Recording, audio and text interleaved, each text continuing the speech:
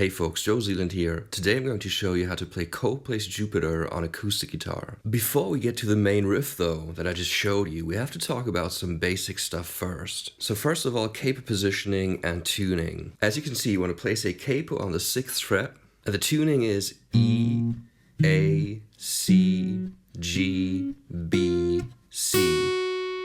So it's standard tuning except for the D and the high E string. You want to tune both of those strings down to a C.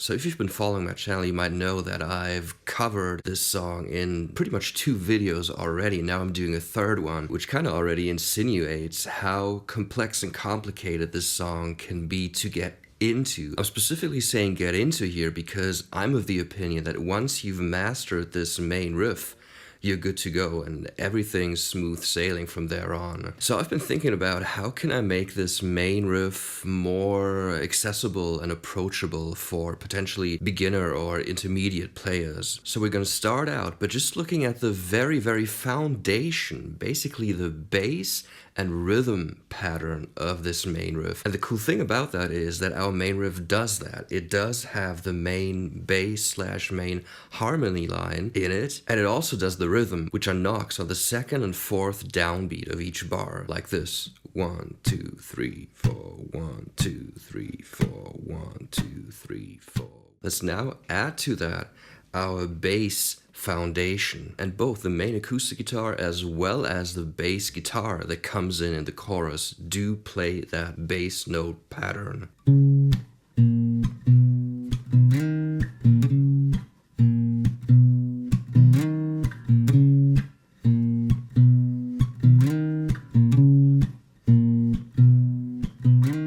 So if you've got that down, you pretty much got the main feel of the riff down already, and that's a good first step, definitely. Now, as a 3rd step, what you can do, instead of finger picking, you can also just play chords, and implementing these chords into this drum and bass pattern, essentially, that I've just shown you.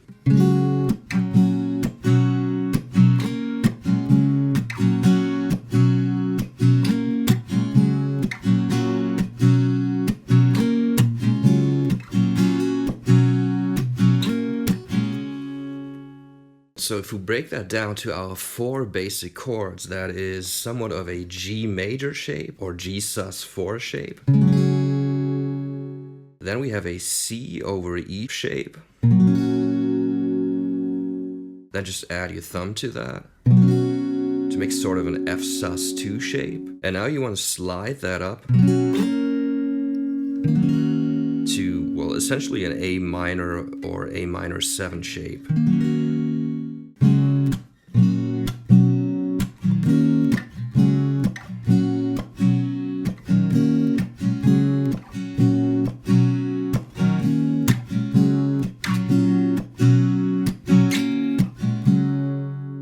Now if you've got that down and you want to still make it a little more similar to the actual riff, you can also include some of these more elaborate slides and hammer-ons.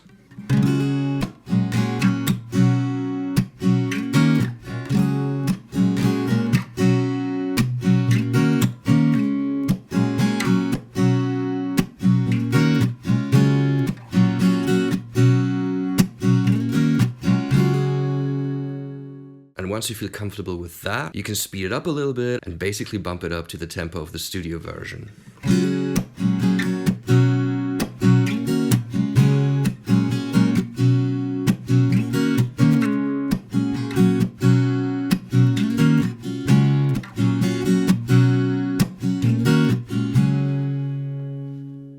So I honestly don't know if this is going to work for you, but that was the best way that I could think of to make this more accessible. Because if you only listen to it, it seems like there's so much going on when there really isn't at the end of the day. We have this main part, which I'm going to explain to you in more detail now in terms of the finger picking, but that kind of loops over and over again. And there's only 3 to 4 tiny parts where we move away from this basic pattern. Now I'm going to switch to my other setup because it simply works better to show you like the the minutia of this finger picking / main riff. All right, folks, let's get it. Let's approach this main riff. As you can see, we have the complete riff, which is essentially divided up into 4 parts, depicted here by these 4 panels. The colored one, this is number 1. This is number 2, number 3, and number 4. This is the intro riff, which is also the basic riff, the basic harmony and pattern for 80% of the song, I want to say. And what I'm going to focus on in this video again is only the first panel. I'm going to take a deep dive into it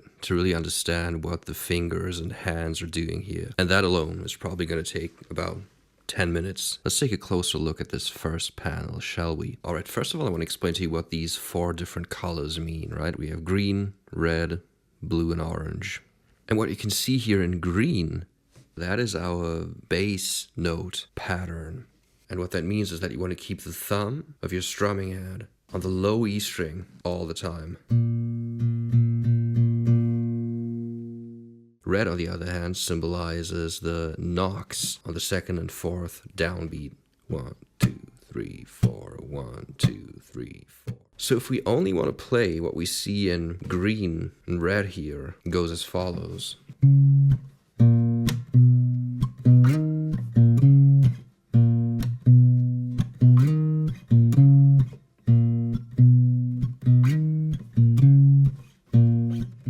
So 3, knock, open, knock, 1, knock, slide up to 5, open into 3.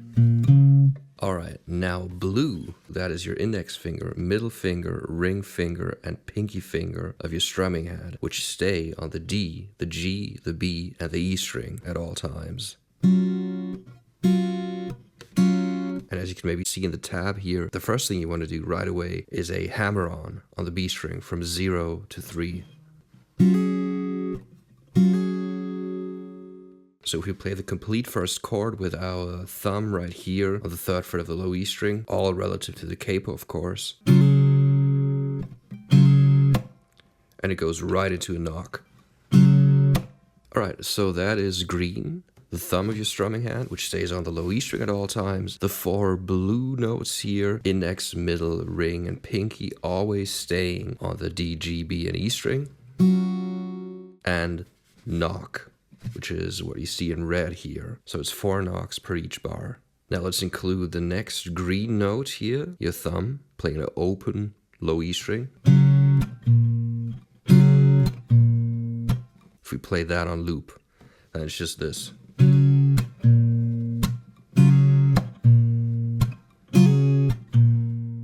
Alright, now here comes the difficult part though. As you can see in this screen and this part of the tab alone, we have a lot of slides and a few hammer-ons as well, but the slides are what really make this riff difficult in my opinion. The most problematic part, quote unquote, probably being these orange slides. If we only look at blue here, we see our 4 fingers of this hand, index, middle, ring, and pinky, playing 0 on the D string, 0 on the G string, 3 on the B string, and open E string, and we want to slide that down to 1.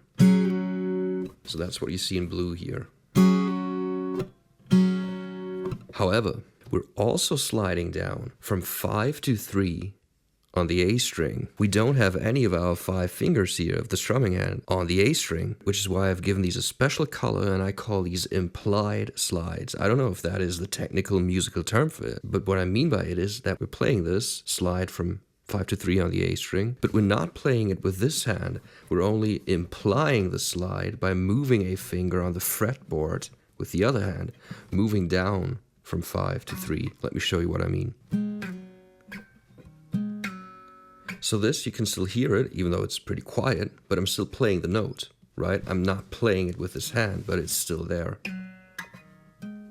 So if we have our initial chord, 3 on the low E string, 5 on the A string, open, open, 3 on the B string, open E. I'm playing the chord, and I'm moving it down. I'm not playing the slide with this hand, but it's still a slide, and it's still very, very much audible as a slide, right? And that is essentially what is happening in the song, and it's happening a lot. So that means playing this first segment of this first part of the riff. After the slide, yet again, right away, another knock, which you can see here in red. And then we play our second chord, 1 on the low E string, open, open on D and G, first fret on the B string, open E. We don't play the A string a single time, yet we can still hear it when we slide down from 5 to 3 on the A string.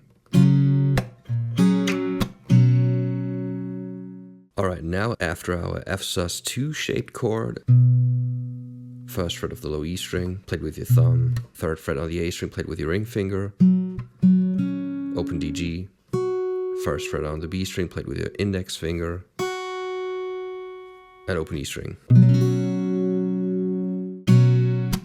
Right away another knock, and now another slide. This is not sliding down, but sliding up from 1 to 5 on the low E string. And here comes the, I want to say, almost painful part of the song. For this slide, you want to keep your thumb on the low E string. Don't lift it, because then, well, you're not sliding. So you want to slide up from 1 to 5. And once again, we have another implied slide. And that is what you're doing here with your ring finger and your index finger, sliding from 3-1 to 7-5 on the A and B string respectively.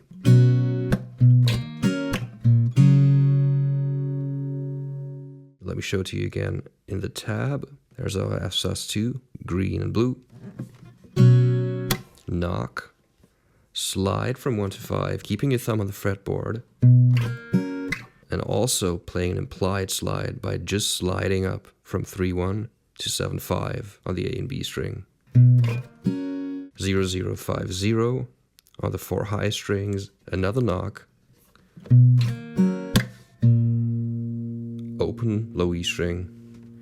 And then the second part of the riff, the second of 4 parts. I'm just going to show you the full tab again. So this was part 1 of 4 parts. I'll play the rest now with the tabs running along. Obviously, hit me up in the comments if you have any questions about this. I know this might look a little daunting and terrifying. If it's too challenging, just focus on this very, very first riff, the one in color that I've just showed you. Try practicing that over and over. And once that clicks, I feel like the other 3 panels that I'm about to show you, they'll also start making a lot more sense. But yeah, here it goes.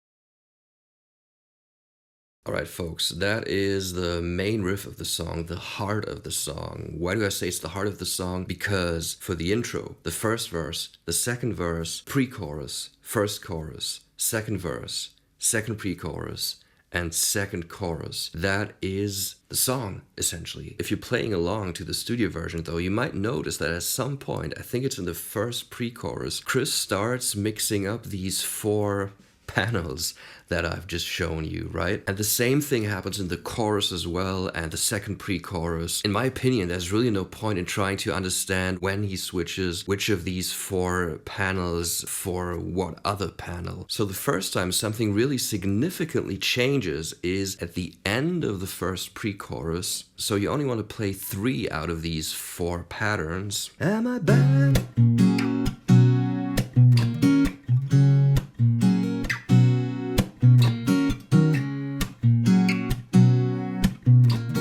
And now we switch to chords, and it's constant downstrokes in semiquavers. Pretty straightforward, check this out.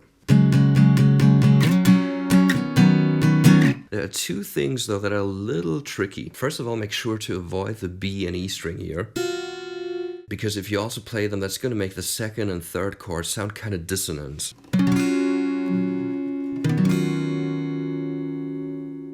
And secondly, it's also kind of tricky to get down where the chords exactly change, especially the first change, since it occurs on the 4 and off beat. 1, 2, 3, 4 and the second change also occurs on an off beat. 1, 2, 3, 4 and 1, 2 and 3 and 4 and. Now, in the chorus, our main riff repeats just with some of these panels slightly switched up, but to make it easier for yourself as well, you can just keep on playing those 4 parts in the order that I've showed you. What I think is even better though is just switching up to playing this finger-picking riff with chords like I've shown you at the beginning of the video.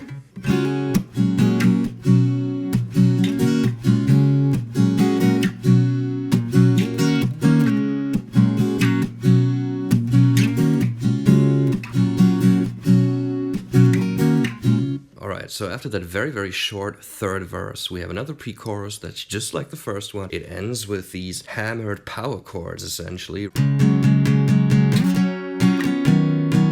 The second chorus, again, just like the first one. Then comes the bridge, and there we actually have a completely different thing. We have a completely different harmony, and we don't have that finger-picking element either. What I've seen Chris do in the QVC performance is straight up just switching to strumming chords. And the chords are also pretty straightforward, but they're not the same as in the main riff. And there's 2 different ways to strum these chords. You can either do a strumming pattern that focuses more on downstrokes,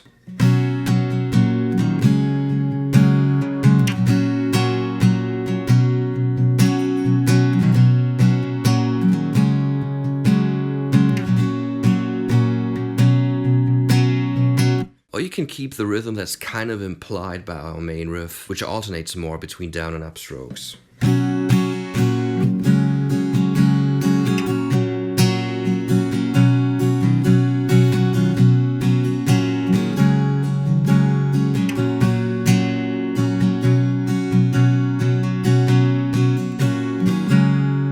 What's particularly interesting about that bridge, though, is that it ends yet again on a harmony variation. So you want to play this F shape, C, E shape, G sus4. But on the final round, you don't want to switch back to C, E. But instead, and that's implied by what the strings do, I don't even know if the acoustic guitar plays that because it's so buried in the mix in that section. But what the strings imply there, harmony-wise, is a G minor shape into a D minor shape and resolve it on a minor 7 shape. And after that we get back into the regular riff.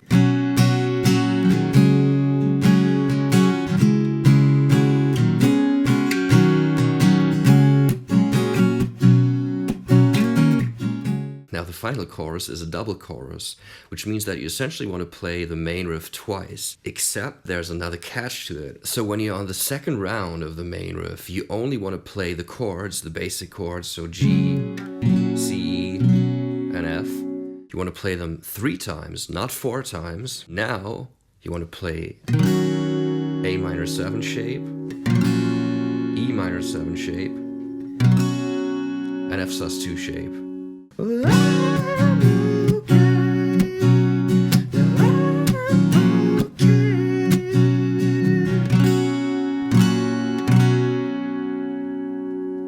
See, and even the outro has a harmony variation. F sus2, C over E, F sus2.